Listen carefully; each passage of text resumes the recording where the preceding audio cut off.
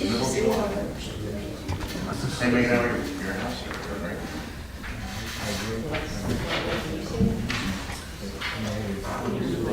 They did it early. Yes. All right, good evening, everybody. Welcome to the July 9th, 2025 Board of Supervisors meeting. Could we start the meeting with the pledge to the flag, please? Pledge allegiance to the flag of the United States of America and to the republic for which it stands, one nation, under God, indivisible, with liberty and justice for all.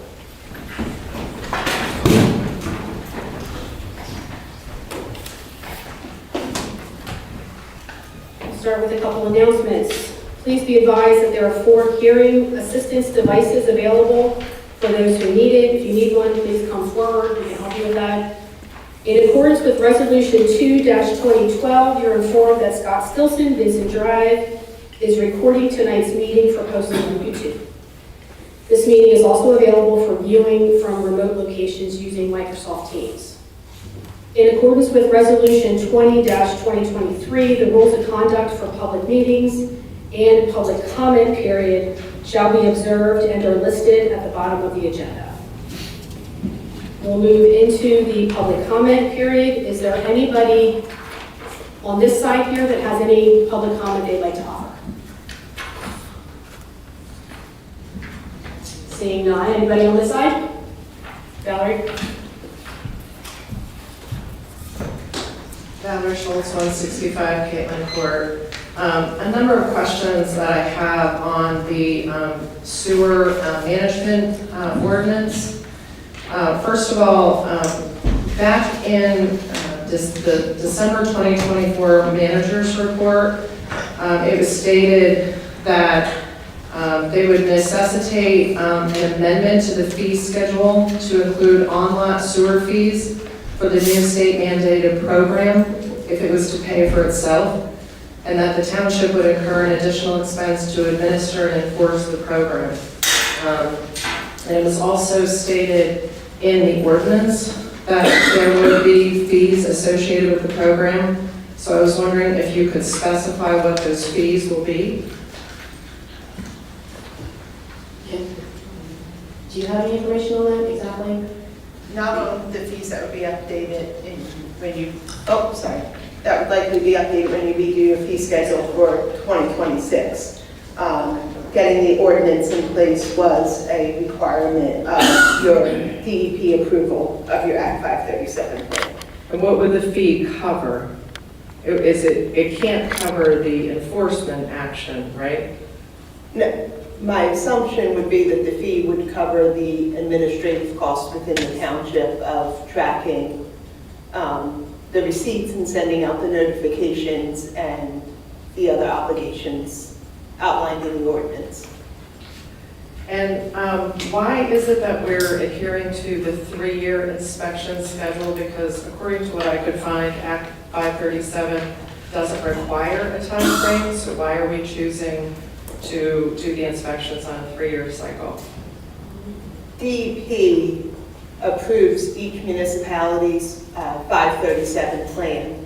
And as some of the other municipalities we work in, their own 3-year schedules as well. So I think that is fairly commonplace for DEP to require that cycle. But this ordinance and the pumping program and the on-lot management program all stems from DEP requirements. It's not a voluntary action on the township's part. Pennsylvania 537, though, doesn't require a time schedule. So according to what I could find, that's up to the municipality to determine that. So I think we're choosing to be a little more on the restrictive side. That's part of the township sanitary engineer put together the 537 plan and went through the approvals with DEP, and that was, as far as I know, part of the requirement with DEP for that cycle. 3 years is fairly commonplace for pumping systems, and I've seen that in other municipalities. So it also said in the ordinance that the liquid waste hauler would have to be an authorized agent. Can you specify how that authorization happens?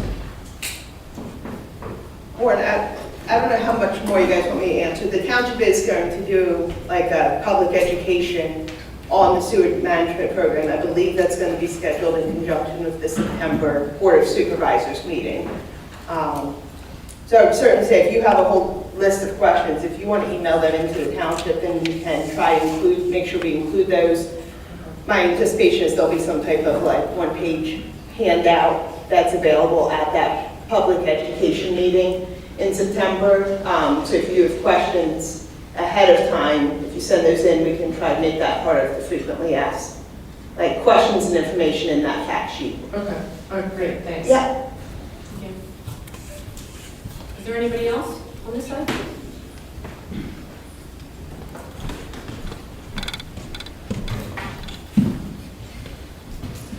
Lorraine Louie, 275 Vincent Drive. Just to follow up with what Valerie said, and this sort of piggybacks off of what I had mentioned last month in the BOS meeting. Yes, this ordinance was in that draft packet, but that draft packet was also close to 200 pages. So the packet came out, it wasn't open for discussion in a setting like this, so now a month has gone by. As residents, we didn't have a chance to discuss this ordinance, and now today it's on the agenda for BOS to approve. So again, I'm suggesting for things like ordinances, which are important to all the people that live here in Honeybrook, maybe your timeline should be put a draft ordinance out there, leave a 30-day comment period, and then do the motion to approve, not approve. Because I don't think a lot of people in the township are aware of the ordinance, and then you guys are going to vote on it today. The second thing is, I heard you say that the 3-year cycle is typical. Other townships, other municipalities are doing this, but there are households that are only 1 or 2 people, and they may not need a pump out every 3 years. So you're making them incur extra costs, which isn't necessary. So I guess my question is there any kind of clause you can write into the ordinance that would have some sort of leniency to 1 to 2 people households? Because people that have septic systems know when they go bad, and they're not going to want that investment. They're not going to want a problem with their septic system. So I think we're forcing the 3-year rule on households that don't require it. And then also, for the record, I would like to announce to everybody that's in the meeting, last month I had a comment about the treasurer's reports. I did submit a packet to BOS that following weekend. I know it's only been 3 or 4 weeks, so maybe you haven't had a chance to really digest it, but I did issue it to you for review, so I am expecting to hear something back on the packet that I sent to you. Thank you. Thank you. For the board's edification, the ordinance was out for public comment, it was announced on our website, it was posted on the website, it was advertised legally as required by the second-class township code, and no comments came in from the public or questions, because we talked about this at the last meeting. Having a published record.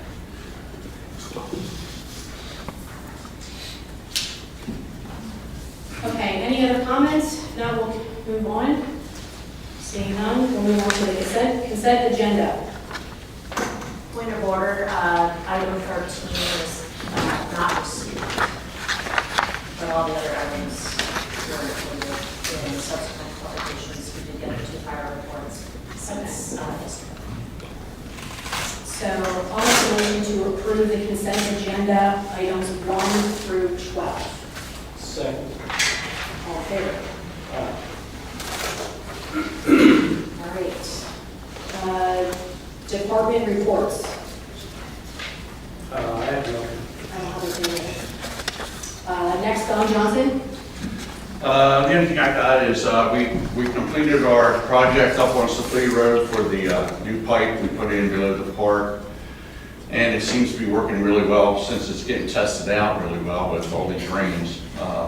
We've been doing basically almost every day storm cleanup of cleaning the roads off where we have stone and stuff washing out on it and fixing the washouts along the edge of the road. And other than that, we're mowing roads and we're doing some patching when we can try to get that in. The only other thing I would like to comment on and say is, like, when I was on the Board of Supervisors, we had talked about this, thing with pumping the sewers every 3 years. And that's been a while ago we did that. And I get mine pumped every 3 years. Being on the road crew for as long as I've been, we get around and we see a lot of sewers that are failed. And they're running down the ditch. And we end up turning them in. So for what it costs every 3 years, I think it's a good thing to have your sewer pumped and maintain it. It's no different than maintaining your car, and getting it inspected. It's something you got to do. I think it's a good idea. That's all I got. Thank you. Next, Kristy. Thank you. The Honeybrook Community Partnership now has the registration open for the Sweetwater Run in September. They're using software to register folks. It's called Second Wind. And so all the information is at hbpartnership.com. And the next meeting is next Tuesday. And that's all I have. Thank you. Next, Warren Dubinsky.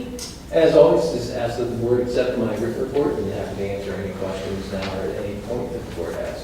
Thank you. Next, Honeybrook Community Library. That's us. Thank you so much for this opportunity to update everybody on the library. So the library has been having unprecedented success since it's reopened its doors. So I have some numbers here to share. Circulation numbers are through the roof. For the past 3 months, our circulation has been over 8,000 a month, which is 34% increase compared to last year and even more so from the year before.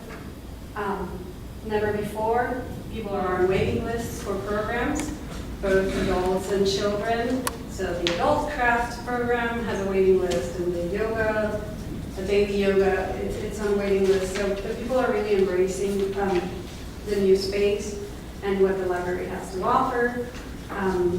Just this morning, we had 51 participants in story time, which is something we've never seen before. So we're very, very happy to see that the community is responding so well to our new space and our programs. Something Jennifer Spade, our director, mentioned is that we have a lot of young families coming in. We are having to adapt some of the programs for younger kids because they're coming in more often to the library. And as Joshi said, there's a lot of pregnant mothers, and to us, that's job security. So we're seeing new families, and we know these are families that will be patrons of the library for many years to come. A lot of increase in homeschool support, long-term patrons that are coming back with grandchildren, just expressing gratitude for the new space, but all this is straining our staff a little bit. So we're having to think about new staffing, new help with program delivery, and all that. Our capital project is not complete, but it's complete to the point where we can continue to operate the library. In order for us to complete the project to where it is right now, we have to tap on our general operating funds. So we're down in our operating funds, and we had to request a loan that was granted to try to replenish the general operating fund, but that had to be used to pay bills as well. So unexpected expenses, unexpected part of projects that we didn't know, we had to cover, had been covered, so we're now on a deficit, and I'm a little bit concerned about our operating funds for the library. Right now in the bank, we have about 2 months worth of operating funds. And there's still things that need to be done to complete the capital projects. We have shared a list with you. Some things are more important or pressing than others, like lighting, new well installation, a heat pump system, and all that, so that we know we're going to incur on further costs. The library is growing, so looking ahead, we know that our monthly budget, annual budget is going to be different because our space and our expenses are going to be different, and we are going to need help. We're going to need additional staffing. So looking at the deficit we have right now, the loan that is funding in the bank, our current deficit right now is $252,000 with give or take. And we estimate, like I said, that we have 2 months worth of funds in our account currently to cover general operating fees. So we are here to continue to express our gratitude for your kind support of the library. And once more, just standing here, letting you know what our situation is.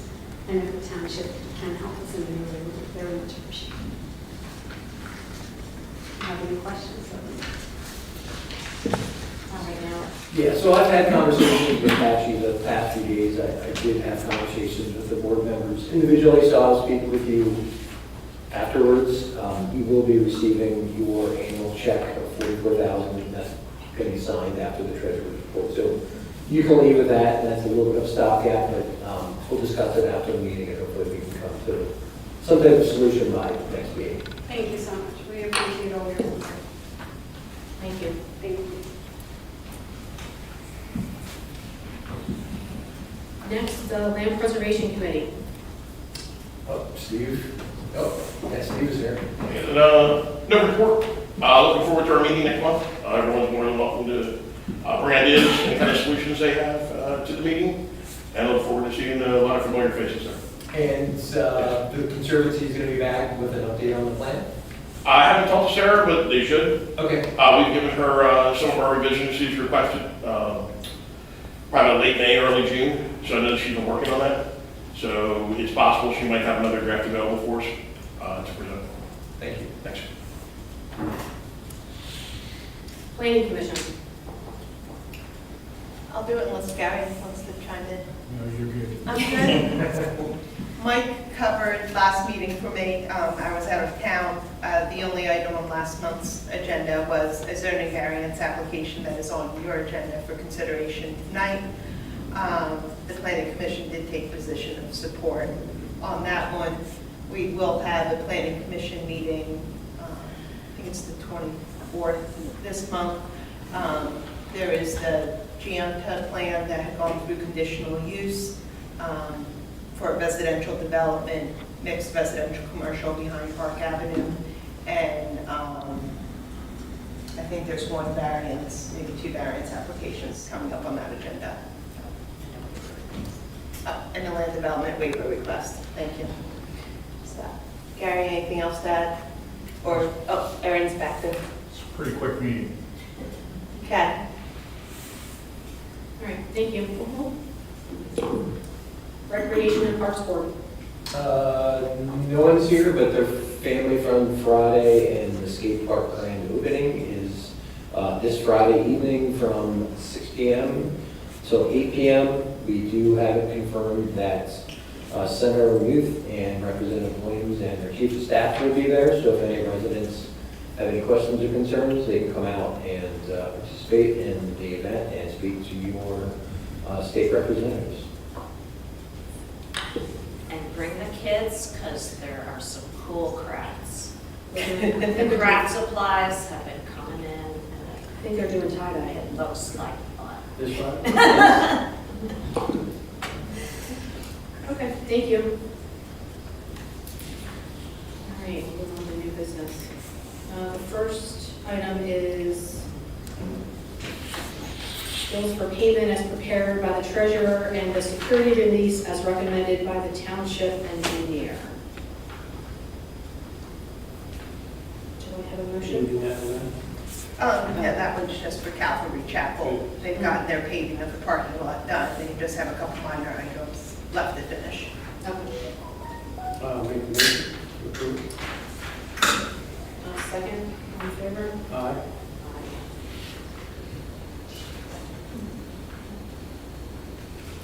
All right, number 2.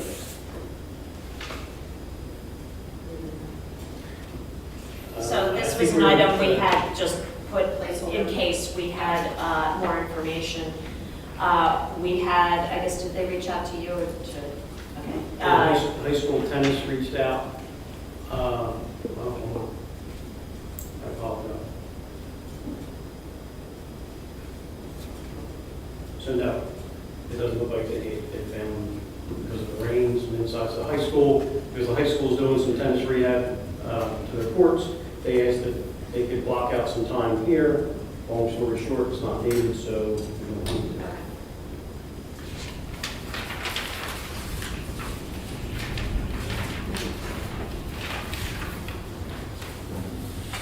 Number 3, public hearing for proposed zoning ordinance amendment, number 211-2025, regarding short-term rentals.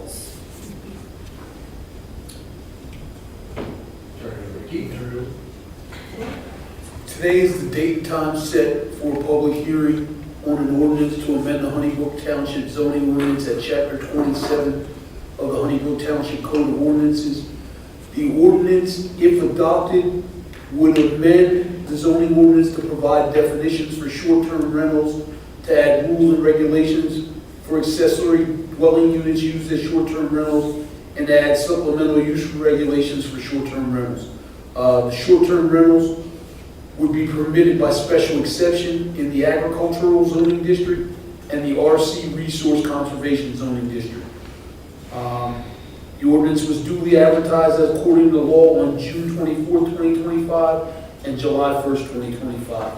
With that, if any members of the public have questions with regard to the ordinance, I will open the floor to questions.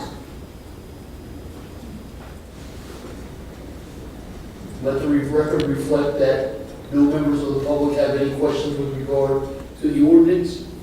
Do any members of the Board of Supervisors have any questions? I do not. If there are no questions or comments with regard to the ordinance, we can close the public hearing and you can move towards vote. Okay, thank you. I will make the motion to enact ordinance 211-2025 regarding short-term rentals. Second. All in favor? Aye.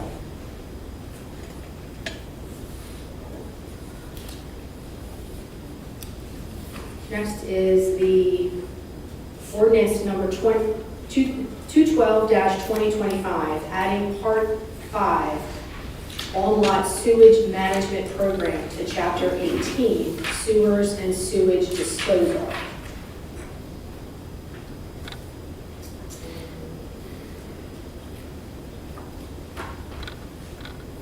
So we just made a motion to, Right, because that's a standalone ordinance. It's not part of the zoning hearing, so it's not required to have a public hearing as you are for.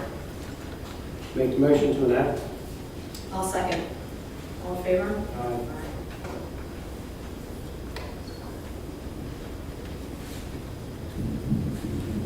Next is regarding bids for snow plowing with an operator.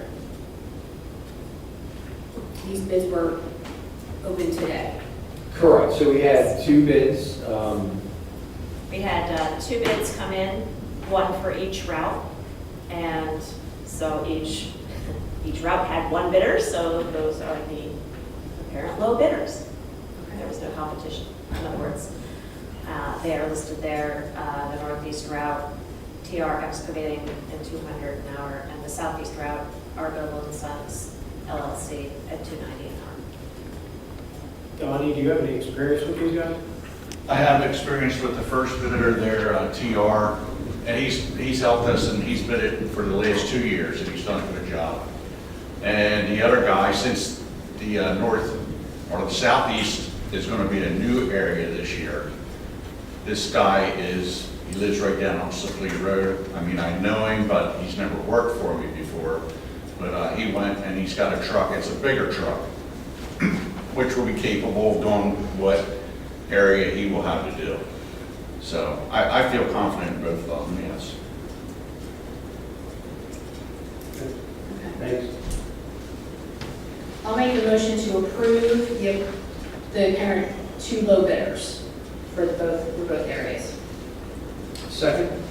All in favor? Aye.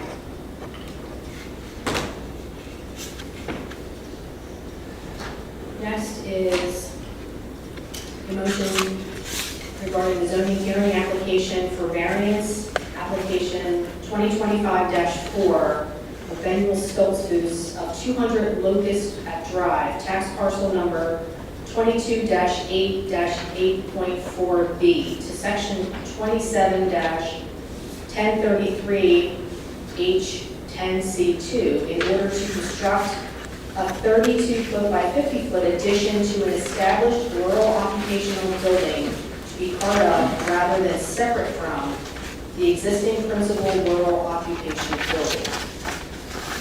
You are allowed to have a principal rural occupation building up to a certain size based upon your lot area, and you can have a storage building up to 50% of that principal building size. However, the storage building is supposed to be either a separate building or connected via breezeway only. Due to his lot configuration and space and usage, he's asking for that square footage for the storage building to be allowed to be directly adjacent to and part of the principal rural occupation building that's already there, rather than separate. So the planning commission did take a position of support for it. It's going on existing impervious, so there's no increase in the overall impervious coverage on the lot. Make the motion to support? I'll second. All in favor? Aye.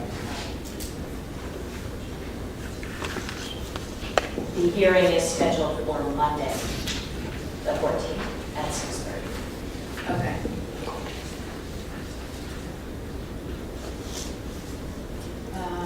Other new business.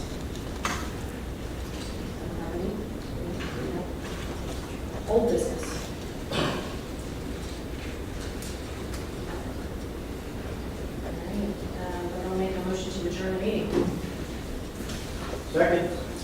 All in favor? Aye. Thank you. Thanks for coming in,